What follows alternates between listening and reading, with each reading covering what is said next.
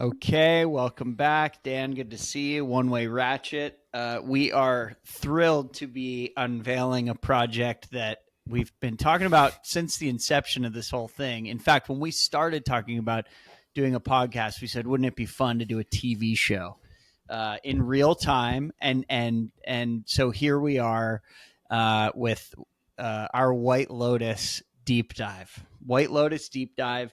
And let me just also say, White Lotus is the perfect show to do because unlike most shows now, which just like all get dropped at once, this is a weekly Sunday night event. And so we can do Monday morning quarterbacking on what I think is one of the great series of all time so far. So we're doing White Lotus. We're doing White Lotus season 3. And I couldn't be more excited, Dan, because this is something we've been talking about for a long time, and now we're doing it. I think we're now stepping into our calling. I think we'll yeah, not to get ahead of ourselves, but I think this could be what we've been meant to be doing all of our life. And here we are. The whole Bitcoin was fine. It was a way to kind of like learn how to like this podcasting platform even works. You know, it forced us to like go buy some microphones and stuff. Okay, now we are the training wheels are off, and I think we're ready to take this fucker for a spin. We're fucking ready. Let's do it. Lotus. Let's rev the engine. You're right. I think for us to do a show, if it's appointment weekly television, it's so much better. It gives us the entire week to drop the pod. Tough to do in binge shows, but man, HBO, Sunday night slot, it's just deliver banger after banger. And they invented that. They sort of invented that. They sure did. You know, with like Sopranos and that was would you say Sopranos was the first sort of like appointment TV, maybe? That HBO did, right? That was like the first Sunday night big on the map. That's right. That's exactly right. So we got Sunday night on the map. We got White Lotus. Let's give a little context before we get into episode 1. So White Lotus, directed, written by Mike White, seasons 1 and 2, connected in a way, but you don't need to have seen other seasons to sort of get right into season 3. And I think that's also why this project is exciting, is because we don't have to give a ton of backstory. Having said that, the overarching theme is in season 1, season 2, and season 3 is it takes a fictional sort of luxury hotel, White Lotus, in its various locations in the globe, and sets in play a series of like intertwined stories with the most amazing characters ever. And ultimately shit goes sideways. So season 1 set in Hawaii, season 2 set in Italy on the coast, and now season 3 set in Thailand. And there are some recurring characters from season to season. So in season 3, we have a character from season 1 and a hint of a character from season 2. So it's this neat, like, if you know, you know, and if you're in the world, you sort of pick up on it. Having said that, you don't need to be aware, because each season is its own sort of universe of just insanity. But that's, I don't know, is that fair? What did I miss? Totally fair. No, I think, whatever, to the extent that you will need to know the backstory of these recurring characters you mentioned, Mike White's going to give you enough. You're not going to necessarily need to go back and watch seasons 1 and 2. In fact, I noticed one thing that stood out to me and I was really glad for is before the opening credits that there was no previously on at all. Yes. Which I'm glad they did that, because to me, those always telegraph way too much. That's right. The best shows, I think, avoid that for that reason. It's because you're going to like spoon feed. Like, for example, you would have keyed up one of these recurring characters in the previously on, and you're like, well, why would you show me that? Well, hello. Right. It's because that's cool. And that goes back to your point that you don't really need to know the first seasons 1 or 2. You can just jump right into 3. That's right. The other motif, though, that they're clearly continuing on is you know that there is a murder or murders Yes, right off the bat. that's right. And then you go back in time about a week, and now you fill in all the pieces. But you're given that at the very beginning, and that was season 1, season 2, and then right on cue, season 3. There is That's a good point. Mayhem to start, and then we got to go back. In fact, it's all I know in season 2 and season 3 this is true, and I'm assuming it's true season 1. You see a body. Yes. In the opening minutes, certainly in season 2 and 3, and I think in season 1 as well. In season 1, you see them loading the corpse onto the plane. Right. Yeah, that's exactly right. Season 2, you famously saw the floating body, and they're doing a floating body in season 3. They like the floating body so much, they're doing it again.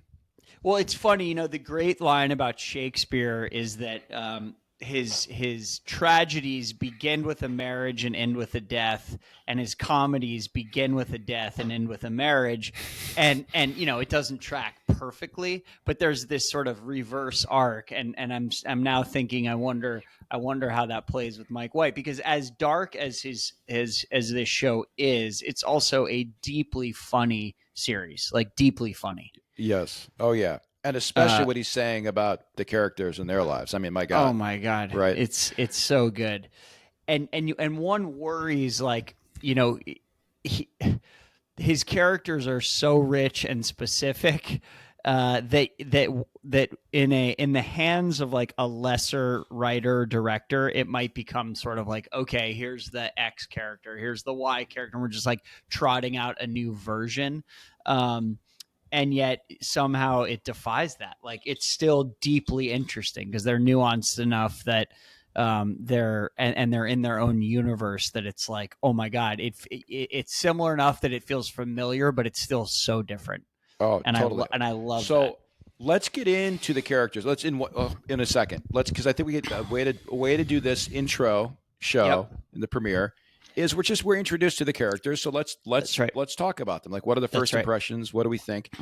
All the storylines going to unravel in the next, throughout the season. Yeah. But let's start at the beginning, Trent, because let's start at the beginning. What put White Lotus on the map to me in season 1, in a big part of its virality, it was on the lexicon. Everyone was talking about it. Mm-hmm. The opening sequence, and in particular the theme music to season 1, was incredible. So you couldn't take your eyes off it, and you couldn't unhear it. Mm-hmm. It was so instantly iconic. Mm-hmm. That intro, the theme song, is so good in season 1. Mm-hmm. And the whole motif, which if anyone hasn't seen it, it's a beautiful tracking shot of intricate wallpaper of the hotel, these super luxury hotels. But the wallpaper tells a story. That's right. You have to pay attention. And because there's a lot going on within the wallpaper. And it's not, when you look at these ornate rooms, I spent a lot of time in Florida, and you picture like in a Palm Beach bathroom of like this beautiful wallpaper, like at a glance, it's like, oh, this is like a happy scene or whatever. Pay more attention, look a little deeper.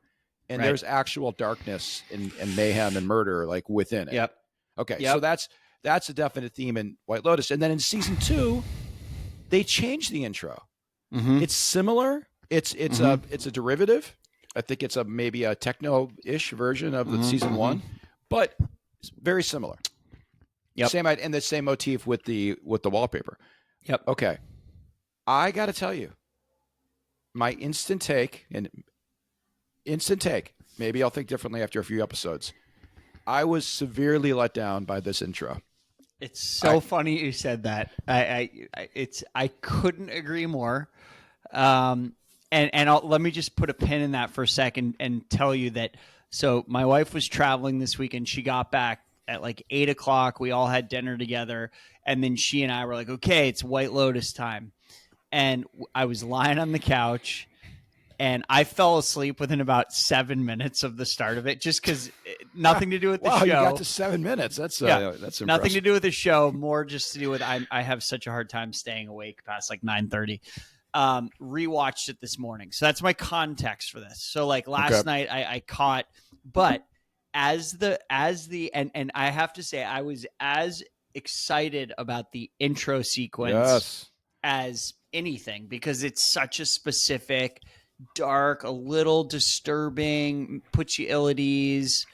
And it came on and we both looked at each other and were like, don't love it. Don't love the opening this season. But again, it might be that it grows on us, but I loved the first one right out of the gate. I was like, oh my God, what is this? You knew, it's like, going into our music shows and everything, there are certain songs like 3 seconds in something special is happening. That's right. That's it's instantly what you knew about the White Lotus opening, right? Mm-hmm. And even season 2, I got to say, there's no reason to change it. I mean, it was so good. Yeah. You could have kept that theme music going for the entire series. Like, please, Right. It would have been amazing. Like, look at Game of Thrones. Game of Thrones is this iconic orchestral, like soaring opener, right? Which they kept for all the seasons, and then even in the whatever, the new one, which is a prequel, but they kept the same theme music. It's like Game of Thrones music. They could have done the same. I mean, I think it's okay. It's a bit of a flex. We're going to do something different every season. Yep. No problem. Creative. I get it. Mm-hmm. But this one was just a downer. It was just tonally, it was like flat or something. And it just, it didn't get my juices flowing at all. Right. I agree with you. I did listen to it this morning again, because I rewatched the whole thing this morning. And even on the second listen, I wasn't like, oh, it's way better. It didn't do it. Having said that, I still think the tapestry zoom over is effective. Definitely. I think that's a great motif. But it's funny you said that, because my reaction was the exact same. I was like, I don't love it. Did you pay much attention to what was going on in the tapestry? Well, I did, because I sort of like know to do that now, right? Yeah, It took me a long time to figure that out. Yeah, you've been instructed to pay attention. And as always, it was like deeply violent, like very sexual. There's like people hooking up. There's like naked people. There's people getting eaten by sea monsters. It's like it's being devoured whole. Yeah, by like it's huge sea monsters. Interesting. Yeah, and there's multiple versions of that, and that's yeah, man, that is. And look, the show is also famous for incredible underwater cinematography and just like filming the ocean and movements of water. And already in season 1 or episode 1, you see multiple shots of water, and but yeah, now it makes you think: Are we gonna get somebody eaten alive by some sort of sea creature in this series? Well, by the way, we should save that for the end. I think at the end we'll do some predictions and speculation. Okay. All right. So we've covered some context. Yes. I think the move is to sort of get into it, and one of the things we'll say is this episode began as has the start of each of the prior 2 seasons, which is to say, guests. Well, sorry. There's a quick montage in which the dead body is seen, and then cut to, in all cases, the sort of arrival by boat to the famous White Lotus location. Yes. Right. So that's like become this theme, and I would say you sort of know who these characters are through that very short, like, it's an incredible directorial efficiency that he basically gives you most or much of what you need to know about who these people are in those opening like arrival segments, which is pretty incredible. I realize we should have done something at the very beginning. This is a blanket spoiler alert to all listeners. Yeah. We are discussing the show. Okay. Yeah, this is a spoiler-filled episode, as everyone will be. Okay. Yeah. This is not generally talking about the show in a preview way, that kind of thing. No. Yeah. Details. Spoilers. All spoilers. Okay. All spoilers. So if you have not watched episode 1, hit pause, watch episode 1, come back. We'll be here. We'll be waiting for you when you come back. Okay. That's right. You got to watch it. Okay. Yeah, you're totally right. And I think Mike White, who by the way wrote and directed this episode 1, he is doing so much character work in these little vignettes, these glimpses of the interactions of the people within their own groups, how the groups interact with each other, and staff, and just with the scenery. So you are learning an awful lot about all the characters before we meet them, before we know their names, as they're just approaching the resort. Yep.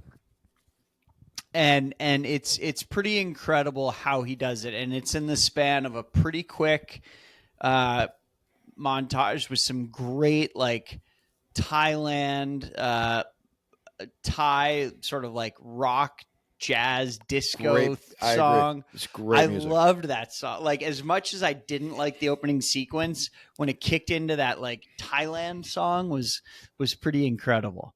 Right throughout the episode, I would say I thought he was doing great work with the song choices. There's no question. Yeah. So maybe a little bit of a fumble with the opening sequence, and then just right into it. And it so creates the sense of sort of arrival at a destination. Like even the people who are working there are sort of coming from corners of the island to the hotel. You know, one of them's running late because her motorbike breaks down. She jumps on the other guy's bike. They're arriving, and the guests are arriving. So why don't we talk a little bit about the characters? Let's talk about the guests first, who are on the boat together. And it's sort of, one of the things I always appreciate is I've been to a lot of places. Like, I don't know if I've ever had the feeling of like such claustrophobia about an arrival somewhere. Like, everybody's on the same thing. You're arriving at the same time. Like, it's just this weird, like, it's this, he's just putting you in this sense of like, this is the world. There's like no way in or out. It's like you come on this boat and you come in and they're greeting you and they're waving, and there's like no other arrivals. There's no other way in or out, and I think that's really cool how he does that, because it's this world that he creates and you're fucking in it from the jump. And you'd like to think, I mean, Mike White is the creator of this. He is putting these characters together, but as this sort of sadistic experiment designer, something like, let's just put all this stuff together and just and then just sit back with the popcorn and just watch. That's right. That's exactly I think that's right. what's happening. All right, so who do you want to start? I think sequentially we meet the family of five first, right? Yeah, I mean, they're the ones, the Ratliffs. I mean, holy shit. What an intro. I mean, first of all, Parker Posey, who has been in a number of iconic films of our lives. If you're of a certain age, you've seen her in a lot of things. When she dropped, she had me at North Pole in her delivery. We flew over the North Pole. I can't know, it's butchering. I mean, she said it so perfect. Dude. This fake Southern accent. Oh, so the good. Ratliffs are from North Carolina. Yep. And they have two sons and a daughter. They have a son, a daughter, and a son. And we learn through Parker Posey, whose name I think is Victoria. Is it Victoria? Victoria Ratliff. Good for you. I got to get to know their character names better. I've got the character list open on the other tab. So Victoria Ratliff, her husband Timothy Ratliff, and their three kids, whose names are Saxon, Piper, and Lachlan, which is just like incredible. names. A+ names. They are on the boat, and you see them. And I have to say, Dan, I know these people. Like, we know these people. The people who are, overly proud of their kids. Their kids can do no wrong. It's all about, where did my kid go to college? And the oldest son working with the dad, and the whole Duke UNC little banter is like fucking hilarious. I love it so much. I think it's like, I know a million people who are just like that. Oh my God. And it's as good. Somebody who a little humble brag here, I actually went to UVA, rival to both UNC and Duke. I have a special hatred in my heart for Duke, but it is so, that was so spot on. You were so right. We know people like that. They nailed the stereotypes, the naming of those kids, the interactions. By the way, just a little bit of character work that they did with the interaction with Walter Goggins smoking the cigarette. that they're like, of course, they're like over dramatically like waving their hands. You're on a boat. You know, how bad is it? By the way, you could easily move to another spot if someone lights up a cigarette near you. You're in Thailand. You know, people smoke. I was going to say, you're in Thailand. It's like the most it's like cigarettes per capita of anywhere in the world. And they have this sort of like, they're like dramatically waving the smoke away. Yeah, I hate like the dramatic. But it says so much. It's perfect. And then whether called to by this, like signaled from the dad, or maybe he's just in this alpha fucking douche way, but then Saxon immediately comes over to like now get involved. Yeah. Somehow. Like he's like, you know. And then he's up in his face. Yeah. Yeah. It was perfect. So you just said so much. So perfect. So you have this family, and they're so perfect in terms of how they carry themselves. Just a sense of like, they're sort of like the ugly Americans, right? I mean, Absolutely. They show up on this beach, and Parker Posey starts telling the hotel owner how her son got into Duke and UNC, so he's having to make up his mind, and she's like, just doesn't give a fuck, couldn't care less, and it was just like self-interest. How wonderful for you, or something like that. It's perfect. Yeah, it's so good. Give a fuck. Well, but that is such a through line of White Lotus.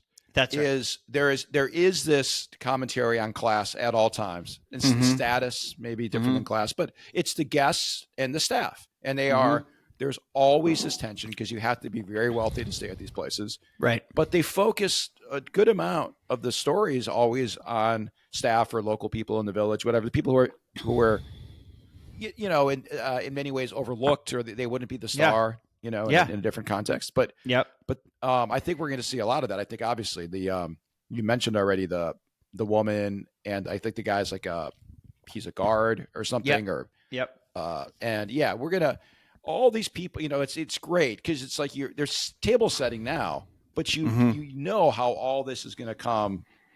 You know, the elaborate collision later on, right? Yeah, well, you know, there's a collision coming, and the enjoyment is like, what are the dimensions of the collision, or what are the specifics? Exactly, because you don't know, and you do, and as we said at the beginning, you know, there's a dead body. There's going to be like a shooting and a dead body, because that's how the whole show opens up, and then you jump to the 1 week later. Let me ask you about a little choice that they made when it says 1 week earlier, and when it says when it's translating or giving the subtitles for everything that's spoken in Thai, in the background they have like the actual Thai words. That was an interesting choice that I think is so cool. I mean, they're so attuned to what the thing looks like. Like the visuals of this show are incredible. I agree, and I think that's got to be the only reason. I don't know what other value it could add, but you're right. It goes through the texture and just the it really works. Well, there's Go ahead. Another thing. Well, just I had a question about that family. There's clearly something going on sexually among the kids. Okay, so we got to get right. We got to get into this. I mean, it is the strangest, like, incestuous, weird dynamic, and it really starts when the family rolls into the. So they arrive on the beach, and the mom, Parker Posey, Victoria, talking about Duke and UNC and how jet lagged she is. Whatever, they take them off to their villa, and they get there, and Saxon, the older brother, who graduated from Duke and now works with the dad and sort of is this alpha male, one of the douchiest characters of all time, by the way. Arnold Schwarzenegger's son, which is amazing. That's incredible. Yep. He says something in front of his whole family and in front of Pam, who is the hotel worker who takes him to their room. He says the weirdest fucking thing. And what he says basically is, you know, it's a 3-bedroom villa. And he tells his brother, his youngest brother, he's like, "Oh, you can stay with me." And the sister's like, "No, he can stay with me because we're the two youngest." And Saxon says, "Well, that would be weird." And they're like, "Well, why would it be weird?" He says, "Well, siblings shouldn't stay together once, you know, everything is full grown." And they're like, "What?" And he says, "You know, the genitals." Full grown genitals. And Parker Posey goes, genitals is a bad word. That's the fucking best. It's so good. And that moment and the look that Pam gives the family is like, what? And Parker Posey says, "You'll see, we're a normal family." And it's like, no, you're not. You're anything but normal. Yeah, and it's no. When people have to explain that they're normal, you're proving the opposite, right? That's exactly right. That's like the entire point. So I found that to be like the strangest thing. And then he's like tickling her and tries to give her a wet willy. I mean, this guy presumably is like in his early to mid 20s. He's like got a job. He went to college, and he's acting like a 4-year-old. It's so weird. It's so weird. It's so weird. And then so there's that. And then from Lock-In, the youngest, I can't tell if he's got a crush on the sister or the brother or possibly both, or because he seems drawn to her for sure. But then, man, I mean, I know we're sort of skipping sequentially, which is fine. I think it's easier to talk maybe about the characters like in bunches this way. Later on when Big Bro decides to just suns out, buns out, just start jerking off in the bathroom, that, man, there was quite a look from Lock-In going into the bathroom. Right? It's so that's one of the more disturbing scenes. I mean, that's so the most disturbing scene of the whole episode, I think, by far. Because can we just really break this down, though? I mean, we both have brothers, fairly close in age. Like, I know you're a little bit older than yours, but in a million years, would you ever have felt compelled at any time to jump out of bed completely naked next to your brother with the stated purpose of taking your computer into the bathroom to jerk off and then leave the bathroom door wide open when you do? I mean, it's completely absurd. It's completely absurd. And yet, so here's the thing that's amazing. Because of what we've learned about this family leading up to it, it's completely absurd. And yet it's like, you're not like, oh, that would never happen. You're like, yeah, that's exactly what would happen. You know what I mean? For sure. That's exactly what happened. But for two other reasons too. I mean, first of all, a lot of it is like the power dynamics. That's a big, that's just Big Brother flexing. He's like, look, I'm going to do my thing. I'm going to peacock. I'm going to like big dog you and, show you the ropes, whatever. Like, I don't feel any show you my rope. I don't feel any sexual weirdness of Saxon down to Lock-In in a way. Like he's just like alpha dog and like, hey, yeah, I'm just going to go rub one out. This is what men do. But the Lock-In is clearly like intrigued. But the one who's most intrigued is Mike White. Because once again, this guy, talk about, for years and years, there's been like the male gaze, like on the female body. Yeah. This guy's got a gaze on the male body. I mean, there's no flipped question. It around for sure. He flipped it. And it's just a gratuitous ass shots and just stuff. Equal opportunity. No That's problem. Right. That's right. We've seen plenty of naked female for years and years. So we're getting that. But, man, that's going to be one. I mean, that's clearly a thread that's going to be unwound throughout the season. Well, and we can't skip over the conversation they're having in side-by-side beds leading up to that, which is basically, he says about his sister Piper. He's like, have you noticed, like, what's going on with her? And Lachlan's like, well, what? And he goes, she's really hot. She's become hot.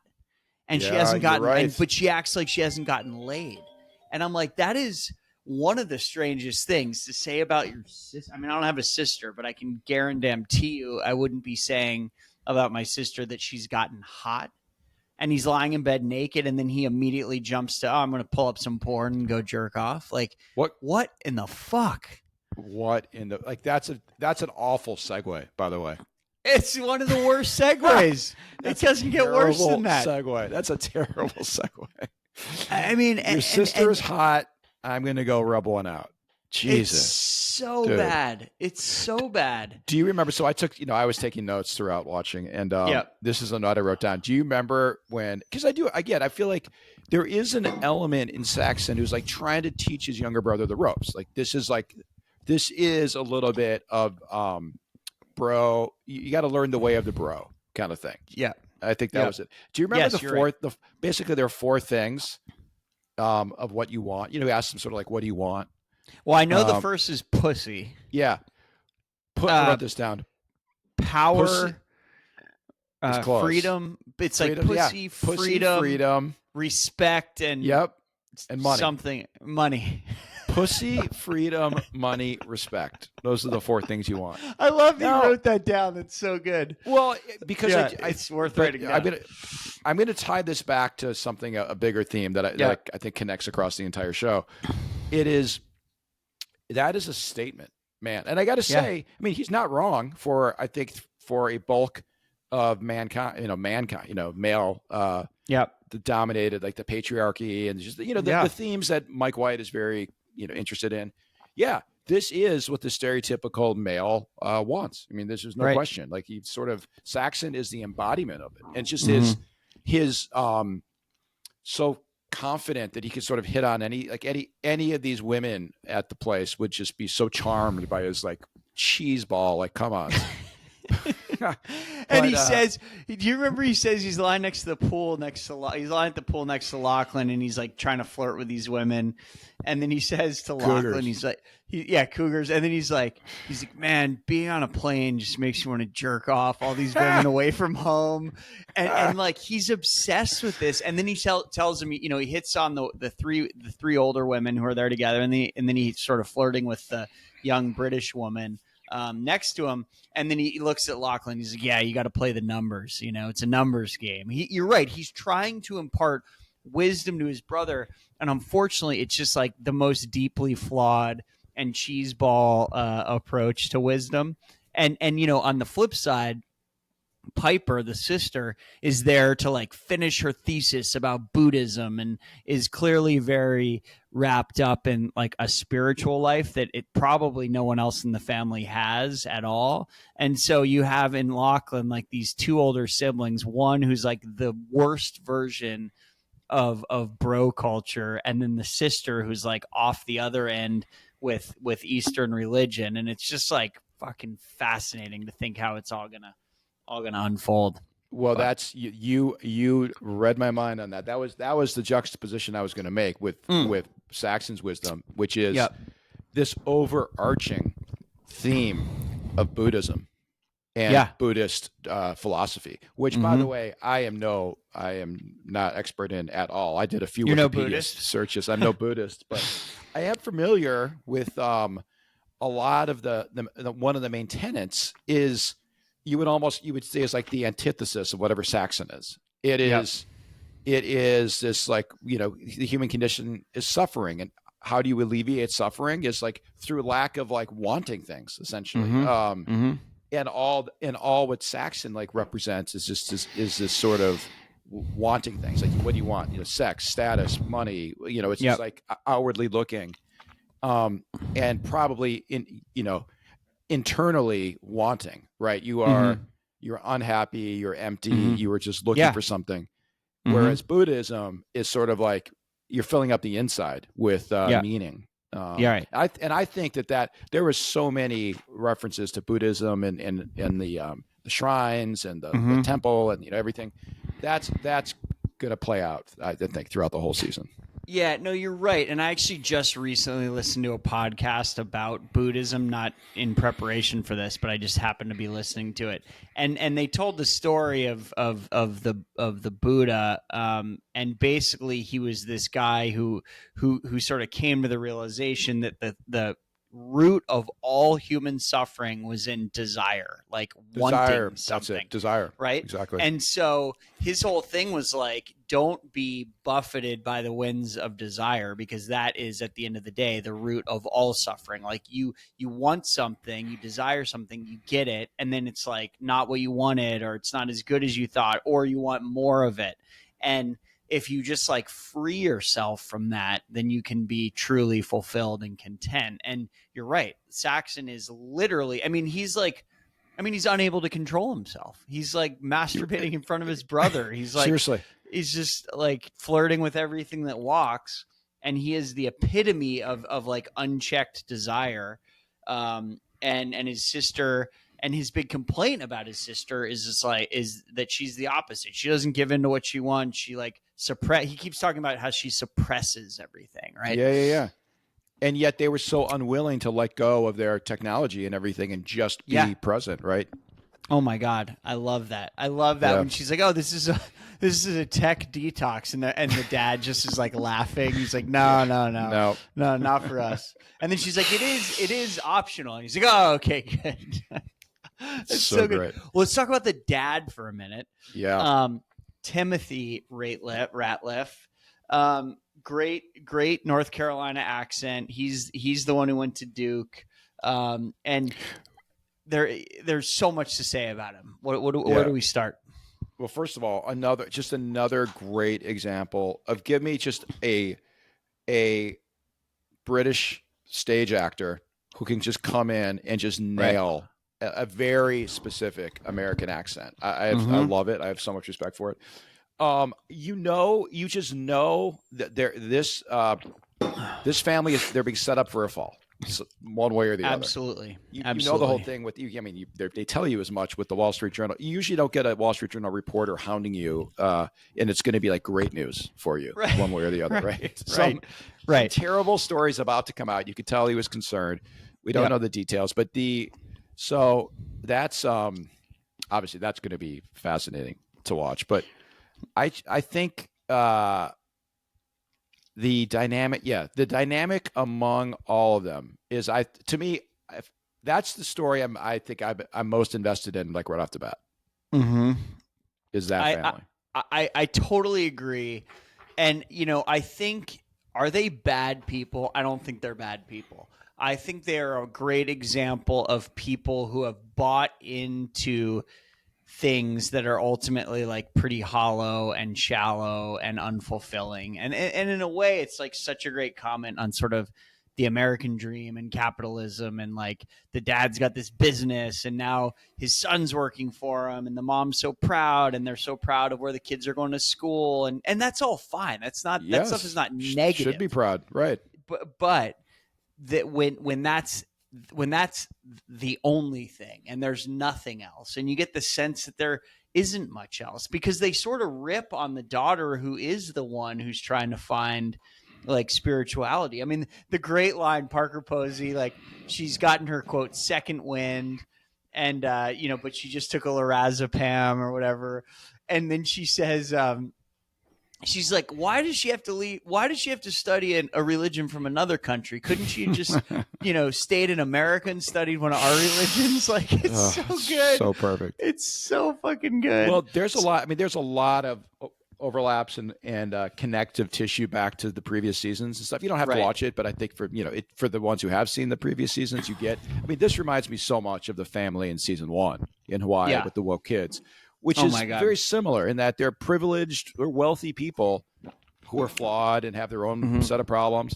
But it's absolutely a commentary on the stereotypical American, especially Americans abroad, especially, and people with money, and juxtaposed against the locals who are just working hard and don't have as much money. And okay, well, let's move on to, I think, scenario or whatever, or storyline number 2. Walter Goggins. And first of all, dude, you're on vacation. Like let your face know. Oh my God. Yeah. So Rick Hatchett is played by Walton Goggins. Great name. Rick Hatchett played by Walton Goggins, and Chelsea played by Amy Lou Wood. And of course, Chelsea's big thing. Sarah, my wife, asked me this morning. We were watching it. She watched the whole thing last night while I fell asleep. And then she's like, I want to watch it again with you. Because I was like, I got to do my homework and watch it before the pod. So we watched it again. And Sarah was like, do you think those are her real teeth? Are those prosthetics? Are those fake teeth? Those are her real teeth, dude. Those are real. She didn't get a prosthetic dental implant. Freddie Mercury. Yeah. And that's a whole side question, a side story.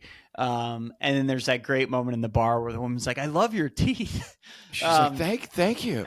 Yeah. Well, it's a very iconic British look to have that gap.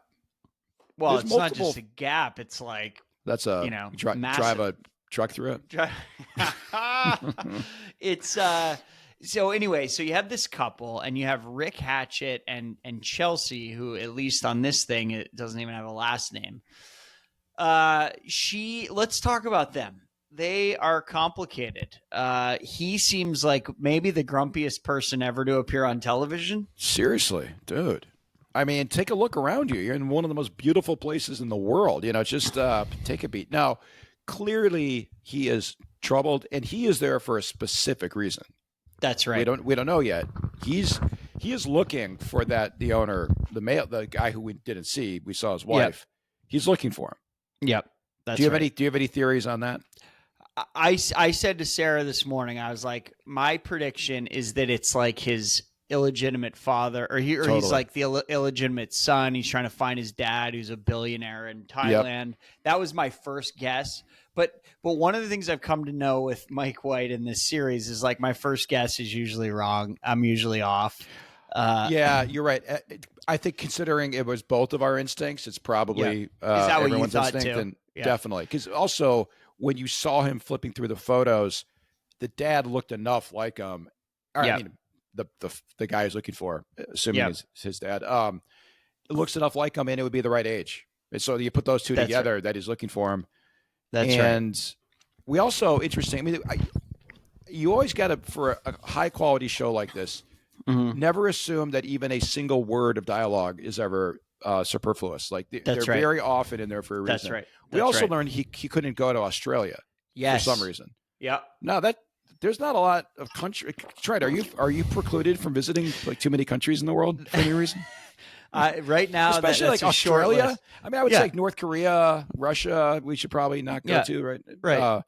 But it's Australia so is pretty welcoming to Americans usually. Well, it was founded as a penal colony by the British, so like that's where they sent the bad people way back. Yeah. So to be barred from Australia, it's like, what the hell is that? So there's so many little hints dropped along the way, like the way that Walton Goggins, Rick, so when he's on the beach and meets the owner of the hotel, who's the wife of, I think the guy's name is like Jim Hennigan or Hilligan or whatever. The name like that. Yep. He meets her. And he gives her a look that's like a death stare. Like he like looks at her and then walks away. And he's just like so filled with anger. And then he's even more angry when he finds out the American owner is in Bangkok. He says motherfucker to that girl Mook, who's like the person helping them move in. And it's like, man, there's something about, he's there to find that guy. It's like, I think that's pretty clear. And then it's like, the question is why. I think we both landed on it's his long lost dad and he wants money, because that would make a lot of sense in the context of the show. You get the sense that Rick Hatchett's sort of a down on his luck, like sort of a sad sack middle-aged guy, and probably is like, ooh, I could reconnect with this guy and get some money out of it. And that character had, there's the archetype for that character in the Mike White universe, the person who's like showing up to try to get something that he feels he's owed. So that would make sense. I think there's another character we'll get to. We'll save that one. Very similar. But let's get out of the Girls Gone Wild trip. Okay. Because this one, Girls Gone Wild.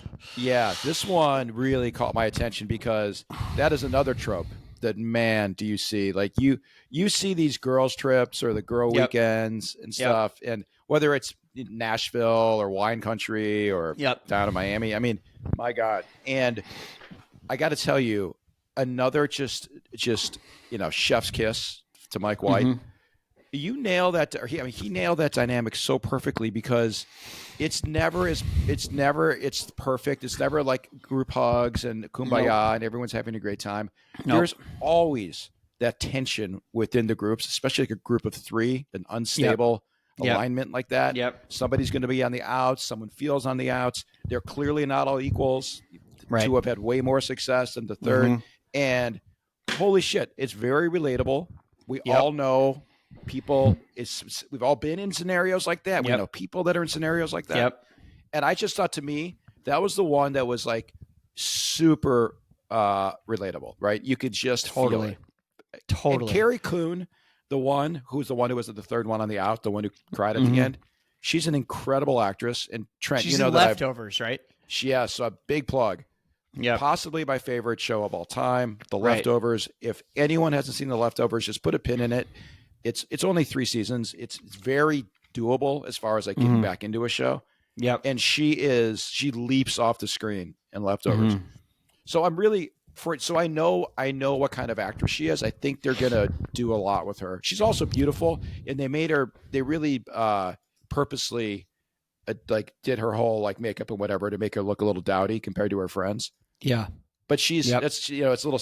She's actually way prettier than that. And yeah, well, it is great, and you you sense that it's tense between them, like pretty much from the jump. yes. And they roll up onto the beach, and the owner is paying all the attention to the actress because she's the famous one, and the other one is much more attractive than the third, and she's had success. It sounds like her husband's a big tech guy in Austin, Texas. Yes, she's had success. She married particularly well. She married well, right? And then the way that they keep the two sort of successful ones keep praising one another, and then they're like, oh yeah, you too, like you look great too. Yeah. Or like, totally. oh, you've done so many hard things, and oh, your daughter's becoming a really cool girl. Like she's like an afterthought, and she knows it, and it's so painful, and it's painful to watch. And even it's so even the detail of her having the room that's separate. Yeah. Which I've been in scenarios like this, like at a group trip with like multiple families, but like one of the couples gets stuck like in the guest house, and now they're secretly like miffed that they're like they're out of the mainstream. Now you're off in your little guest house, and you're kind of hearing the merriment back in the main house, and it's so silly. Like it's literally, this stuff is meaningless, but yet people have feelings, and you could tell it wasn't just the success that she knows, but it was that they have another level of bond and a friendship that she feels she's not quite part of. Yeah, right. And it was just sad for her. She just, she kind of lost it, and I really felt something for her there. I mean that would not be easy, right? And no matter how good of friends you are, how far back you go, that is tough. And so again, this storyline makes me think there's a comeuppance coming. Yeah, for sure. And maybe it's her, and maybe her is, maybe she breaks bad and like does something to hurt these women or something. But I don't know. There's going to be repercussions in that one. Yeah, I mean, we've got like just in classic Mike White style, just a pure powder keg, and it's like what's going to be the spark, and where's the shrapnel going to go? Exactly. Where is the shrapnel? So let's touch on a couple small things. Two characters who are reappearing. One is Belinda, the black female masseuse from season 1, who we find out has come for a 3-month retreat to the Thailand version of White Lotus to learn Thai massage techniques to take back to the Maui location. Yes. We also understand that her son is actually in the opening scene, and during the shooting and the killing in the opening scene. Did you put that together immediately? Did you assume that at the beginning that was going to be her son? I did, only insofar as I knew that just from like I did watch the trailer. I knew Belinda was going to be in that season, and then having him be there and say, I'm here with my mom, and my mom's here. And my mom's really into like meditation and yoga and massage. I was like, oh, that's probably, and then I think they unveil that pretty quickly. Yeah, they confirm it. Yeah, they confirm it pretty quickly. So I was like, oh, that's probably him, and then you find out pretty quickly it is. So Belinda's there, and she's such a great character. She's so sweet. And you don't want anything bad to happen to her, No, we want something good to happen to her. Yeah. I mean, this is someone in season 1 who got screwed over. And, but I had a question. I was trying to look for something that established the timeline. And my question is this. Yeah. Are we 100% certain that this occurs after season 1? because it could be It's a prequel. very good question. And are you asking because of the other recurring character? Yes, And like and all because I think it would be a very interesting twist. It's so interesting. There's nothing that prevents it from being a prequel. But there's no rules of the universe, right? Yeah. And Belinda could easily be there in a wellness like training, whatever, for the resort community, but prior to season 1, right? This could be training. And the same thing with the other recurring character who will come to meet. We don't know when in time this is. Now, I think logically it just feels like it's after, because even the son said like they were going through some stuff back home. I don't know. I feel like that might have been the aftermath of season 1 is what they were going through. I don't know. But but I'm just going to put a pin in that, because I don't think, and I was really aware of it. I was really looking for something that would essentially ground them in a timeline. Yeah. Of where this occurs.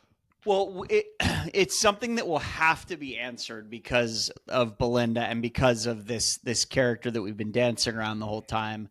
And I can't remember his name. The bald guy, Greg, the bald guy from season 2. And so tell us a little bit about Greg in season 2 and like what his vibe is. Well, he was actually in 1 and 2. That's right. He was in 1 and 2. Yes. Right. So there's a very important character in Tanya from is the Jennifer Coolidge actress. She became super famous for it all. Stifler's mom. I mean, she really had her moment in season 1, and then carried over into season 2. And I don't want to spoil anything about that because I think everyone should watch those seasons. But Greg was her love interest in those seasons, and then it became very complicated in season 2, especially. Okay, so but. So again, we assume he's got some money. I mean, he lives in this resort in Thailand, above the White Lotus, and so he seems to be doing okay. He seemed very troubled. He didn't seem at all like he was happy-go-lucky, whatever. And he there he was. I mean, he shows up again in season 3, and I think that was a surprise, right? I don't think he was in any of the casting news or anything going into the season. Right. Unlike Belinda. Belinda was clearly known and cast, and that was a known thing. Right. So what do we know about Greg? He's dating this former actress. I'm sorry, model. Model. Yep. Who is kind of like not into him, sort of a marriage of convenience, whatever. He's probably got some dough. And she strikes up a friendship with Chelsea, and they're going to get hammered. Yep. Pissed. We're going to get pissed. Let's get pissed. But I think that's all we really know. I mean, that was very much a tease. Totally. The whole Greg thing, right? Totally. But and I don't want to spoil season 2, but what we do know from the Jennifer Coolidge character in 1 and 2 is that she had a lot of wealth. Yes. She had a lot of wealth that Greg was very interested in. Right. Yeah. And my memory of season 2 is that he has access to that. But but we can talk more about that as things unfold. So yeah. I think we just put a pin in all that because it does get into spoiler terrain. Yep. But definitely, that's a lot of intrigue. So for people who have watched all 3 seasons, that was a big moment in the premiere, showing him. And by the way, let's just like put an underline around one of the great terms that I'd never heard before, LBH, losers back home. LBH. All the bald guys who go to Thailand and find like Thai girlfriends who are losers back home. I think that's like one of the funniest things ever. Totally. And it was interesting that they really went after Goggins, who, he's a great looking dude, who does have a little bit of a bald spot. I mean, I wouldn't say he's going bald. I mean, he's like all males. Yeah, you and I are holding on. I gotta say, but even when you get an unfortunate photo from behind, you see like the back of your head, you're like, oh my god, you can see some scalp. By the way, God, I didn't say this before. Just a little shout out to the universe. There are times where you encounter a celebrity in the world, and you instantly you pick up some information about them instantly that makes you feel like one way or the other. Could be ultra douchey, whatever, or it could be like, wow, this seems like a normal guy. I have run into Walter Goggins in the wild 3 separate times in my life. Really? Okay. Now, really, I only sort of half talked to him and his crew the one time, which was the first time I saw him. And I'm going to tell you where I saw him. In the crowd, among all the people, like with his crew, clearly he was among like a crew, but within a huge, sea of humanity at Jazz Fest. Really? 3 years ago. Yep. He was just there at Jazz Fest with his buddies. And cool. I just that thought, is very cool. What does that say? Like what, stock rising or falling when you learn that about a very well-known person? that being in the crowd with your people at Jazz Fest is like as high as a stock can go for a celebrity in my mind. Absolutely. And then I saw him at a very cool London bar this past spring when I was in London. And he was clearly, if it was some kind of business meeting, he was clearly like hunched up with some guy. And the guy he was with was like, what a Anglophile I am. And I'm just a sucker for like the fashion and just everything. Yep. The guy was like central casting of like the sharp suit, the thick glasses. Yeah. Could only imagine the accent was like just perfect.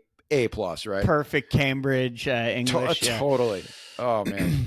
And I can't remember the third place I saw him. But anyway, so I have a real thing for Goggins. I mean, I loved him ever since The Shield. I don't know if you ever saw The Shield. I don't know The Shield, no. That's where I first saw him. I mean, he was great in Was he in Westworld?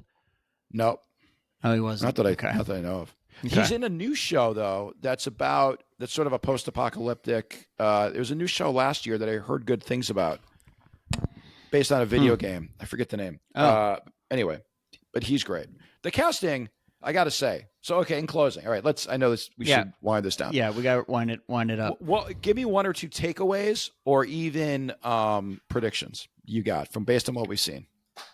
Okay, so predictions are, there's going to be a big financial reckoning for the dad, Timothy. Like he's going to get embroiled in some major bullshit. Coming. I think that's coming probably fast. Like, by the way, I'm not watching any trailers. I didn't watch the season trailer, and I'm not going to be watching next week's. I just want to be super clean going into this. But I think that's obvious. I mean, the article's going to hit like in a day or two, so something's going to hit the fan. So that's coming. I think there's going to be something, as we talked about with Goggins and the white owner, some history, some backstory, some relationship. We're going to find something out about that.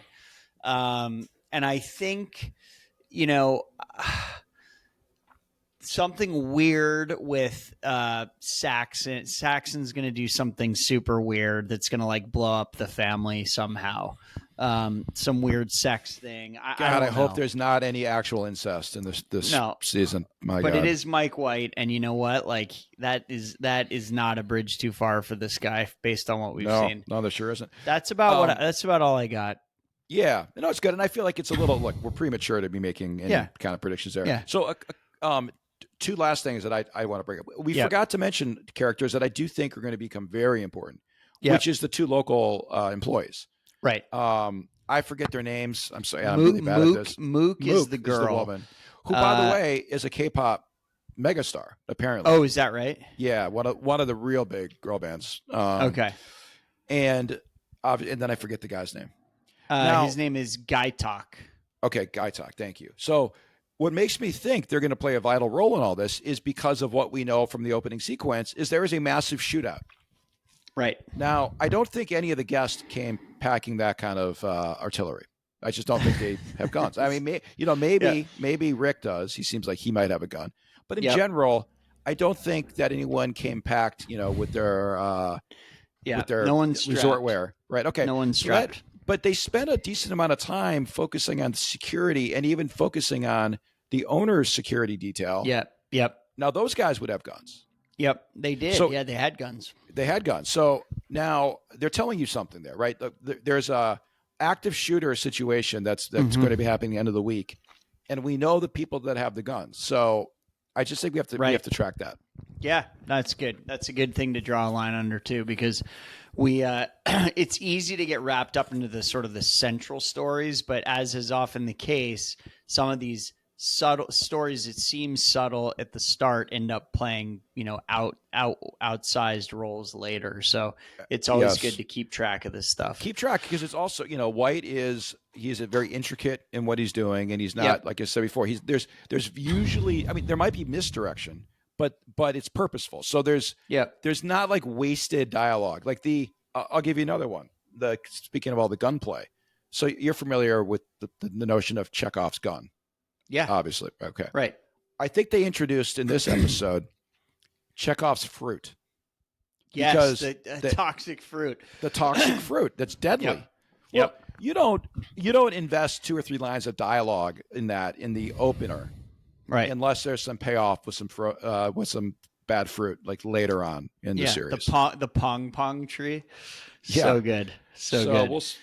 Well, a lot to look forward to. We've set a very brilliant. I think we've set the table, and now it's like, how are we going to eat? It's going to be good. And avoid that fruit. And avoid the pong tree. Yeah. All right, amigo. Great stuff. All right. I think we are off. We're off to the races. Episode 1 of our first TV show under our belt. I think in many ways, this is the reboot of One Way Ratchet. Yep. I think you're here for it. This is what people wanted. There we go. Well, we'll check in soon, and we'll do another episode next week early to get a jump on episode 2. Love it. All right. All right, man. All right, amigo. See you, Talk. Danny. Bye. Take care, buddy.